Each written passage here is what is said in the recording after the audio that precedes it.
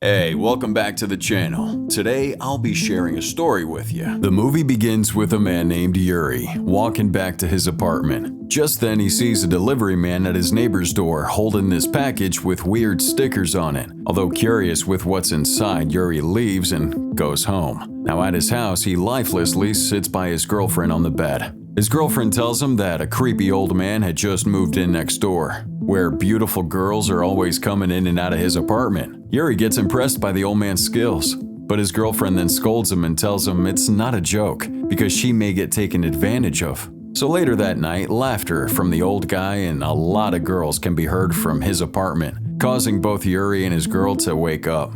His girlfriend asks him if he found a job yet, and Yuri tells her that he's going to go for an interview tomorrow. Suddenly, she starts crying, and she tells him that she's gonna miss him when she leaves for some overseas trip the next day. Yuri comforts her and says that he'll be home waiting for her. So the next morning, Yuri waves goodbye to his girlfriend as she heads for this overseas job. And as she's walking away, he sees the creepy old guy coming out of his house with a beautiful young girl, holding a bunch of empty cans. This makes Yuri even more curious. So later in the afternoon, when he goes to get some food, Yuri sees two pretty Caucasian women waiting outside this creepy old guy's place. They say hi to him, but they soon leave. And as they do, a bunch of other girls suddenly come flooding out the apartment, shocking Yuri. Just then, the old guy called Mr. Big returns, and a group of girls immediately start screaming for him. Mr. Big slowly walks past the beautiful women and tells them to head on home, which all the girls agree to. Unable to contain his curiosity, Yuri goes to the garbage dump to hopefully find Mr. Big's empty cans from earlier. He finds some cans and quickly unwraps the plastic around him. He then gets a shock when he sees "Canned Women" on the label. He picks one of them up and notices a cartoon drawing behind it. The face kinda looks like one of the Caucasian women from before. Now back at home, Yuri's unable to focus on writing his resume, constantly thinking about beautiful girls. Unable to take it any longer, he decides to sneak into Mr. Big's house after making sure no one's around. When he enters, he's again shocked to see this place covered in pink, resembling a nightclub. Yuri then sees an unopened can of Canned Women, decides to steal it, and leaves. When he gets home, he looks at the can and sees the label for the age and the name of the supposed canned girl. Now the name is Saki, and her age is 20. He then switches on the video manual, which are the instructions he also stole. Now this instruction video tells him to remember the name that's on the can, because that'll be the name of his canned girl. Next, it tells him to open the can and pour the special liquid in a bathtub filled with 40-degree water. Yuri then covers the tub with a plastic sheet, because this might embarrass the canned girl to come out if she sees herself with no clothes. The next instruction tells him to wait 30 minutes for the process to be done, and recommends to clean his house first while awaiting for the girl's arrival. Now the video also tells him that the canned girls are very sensitive and can be hurt easily, so their owner must treat the girl with love and spend quality time with her. After 30 minutes, Yuri suddenly hears a girl calling for him from his bathroom. She's asking for a towel, so he gets one and gives it to her. The girl finally gets out of the water and Yuri slowly turns to see her. She thanks him for the release and shyly looks away. After getting dressed, they sit at the couch where Yuri is shocked that Saki has a cell phone. She tells him that she's a hairstylist and has to message her client about her appointments, leaving Yuri confused. Soon, Saki falls asleep. So Yuri tries to get intimate with her, but this makes her unhappy and she pushes him away. She tells him that not all girls are that easy and leaves, leaving Yuri extremely confused once again. So he quickly goes to find her, and he sees her sitting in a photo booth machine. He apologizes to her, giving her his jacket, and the two return home. Now the next morning, Saki's cooking him breakfast, and he goes to eat it, but the food doesn't taste really good. And he's afraid to hurt her feelings again, so he lies and tells her it's good. Saki then gets dressed and goes to leave, and Yuri's like, "Where are you going?" And she tells him that she's heading to school. So finding everything really strange, he plays the video once again and selects Learn More about Saki's background story. The video shows him that Saki comes from a city that's near the ocean, where she was raised by her parents. And while she grew up, she got to go into university, and together with some friends, they opened up a hair salon. Now as Yuri's watching this, Saki suddenly returns home and he switches the video off. Thinking she'll like the ocean, he asks her on a date to this beach nearby. So the next day, the two are spending some time at the beach, and they soon get closer with each other. Now one night, while Saki's showering, Yuri continues watching the video, where it tells him that she eventually had a falling out with her friends and ended up taking the hair salon business. Her story then ends with an expiration date. This saddens Yuri because he realizes he's gonna lose his new girlfriend pretty soon. So when she falls asleep, he goes to check her expiration date and then hugs her for the rest of the night. With only 3 days left before Saki expires, Yuri goes to buy a bracelet, which she likes, but at that moment, she ends up finding that video disc of her origin story and watches it. When Yuri finally returns home, he sees nobody's there and realizes that she saw the video. He quickly rushes out to find her, but just then, his real girlfriend returns home, not realizing that today was the day she came back. So Yuri quickly hides that disc from her, and the two start making small talk. Yuri tells her that he's gonna take a shower, but just as he's taking his shirt off, it's revealed that Yuri also has an expiration date on him, making him a canned man. He then excuses himself and rushes out of the house. He soon finds Saki, sitting at the pier alone. He takes out the bracelet and passes it to her.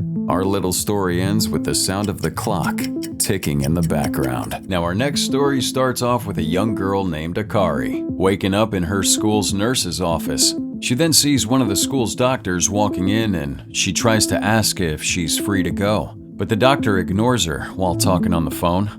Just then, Akari notices the clock on the table and realizes that she's late for class. So she gets up and leaves. She gets in her classroom and is glad to see that her class hasn't begun yet. Just then, their teacher comes in and everyone goes to their seats. Her teacher then asks her best friend to put her things in her bag, but Akari sees this and tells them that she can do it herself. But again, she gets ignored by everyone, as her classmate does so in sadness. Another student then places flowers on her table, revealing that Akari had passed away. This shocks Akari, so she tries to make her presence known to the teacher, but he doesn't hear anything and tells his class to give 1 minute of silence to Akari as respect. Suddenly, everyone breaks down in tears. Akari, who's still in disbelief, is asking everyone to stop joking and talk to her, but just then she tries touching her best friend's shoulder, and her hand passes right through her. She tries to grab onto her friend again, but again it doesn't work. She then tries phasing through the door, and unfortunately it works, signifying that she is now a ghost and no longer alive. She then goes towards the nurse's office, and to her horror, she sees her body on the bed. She tries to wake herself up by telling herself that she's only 16 and still hasn't even dated yet, but it's no use. Just then, the principal enters the office with the doctor, and she tells him that Akari had jumped off the roof in order to take her own life. But when Akari hears this, she denies all of that and said she would never do such a thing. Suddenly, the principal gets a call and tells the doctor that he has an important lunch to attend to and leaves. That pisses Akari off, and she wonders what could have been more important than her passing away. So Akari follows the principal and eavesdrops on his phone conversation. Akari gets another shock when she hears her mother's voice. She's confused as to why the principal has her mother's personal phone number. The principal tells Akari's mother to come down with her dad, as he has important matters to discuss with him regarding their daughter. But Akari's mother tells him that her father is out of town and asks him to come over instead. Akari then finds out that her mother and principal are having an affair, which disgusts her. The principal agrees to her mother's carnal request and leaves. Helpless and confused, Akari goes to the roof to see where she had fallen from. Suddenly, she gets a flashback where she remembers that she was just chilling on the roof, enjoying the fresh air, when somebody pushed her down. Akari then realizes that she had been murdered. So she goes back to class, hoping to find out who had pushed her down. Just then, she overhears her friends talking smack about her. Akari is shocked to find out that everyone in class doesn't like her, and was just acting sad to put on a show for the teacher. Akari screams for everyone to stop, but just then, her body starts fading away and becomes more transparent. She realizes she's disappearing and quickly runs back to her body to wake herself up once again. But it's no use. She falls to the ground with her body fading. Just then, the founder of the school arrives, together with the doctor, principal, and a teacher. The founder asks if anyone had seen Akari jump, but no one had seen her do it. Not wanting to be involved with her passing, the founder recommends to just close the case with Akari attempting suicide. The teacher and doctor disagree to that, but the principal bribes them by mentioning that they're about to get married to each other and is quite sure they need a promotion to pay for everything. They get the hint, so they quietly agree to this horrible plan. However, Akari is pretty upset and she tries to hit him, but she goes right through him and falls. Now suddenly, Akari's best friend, Katie, bursts into the room and tells the teacher she had seen what happened to Akari and then just runs away. The teachers chase after her, with Akari behind them. They all end up on the roof, where Katie drops a keychain toy and admits to murdering Akari. The teacher asks her why she would do such a thing, and she tells her that Akari had betrayed her. At this moment, Akari gets a flashback of their friendship. Now we see Akari being introduced as a new student to the class, and she had a tough time fitting in. Katie, who saw her alone, decided to befriend her. But one day, she overhears Akari saying she's not friends with Katie in order to fit in with the popular girls. Soon, Akari becomes part of this girl group where they bully Katie. This is when Akari realizes what a bad friend she was and tries to pick up their friendship toy. It's at this moment that Katie feels so much guilt. She decides to jump off too, but Akari quickly goes to save her, and surprisingly, she manages to grab hold of her friend and pull her back, while she falls once again. As she falls, Akari disappears. Later, we see Akari waking up in her physical body in the nurse's office. This makes her extremely happy, but suddenly she gets reminded of her friend and runs to the roof.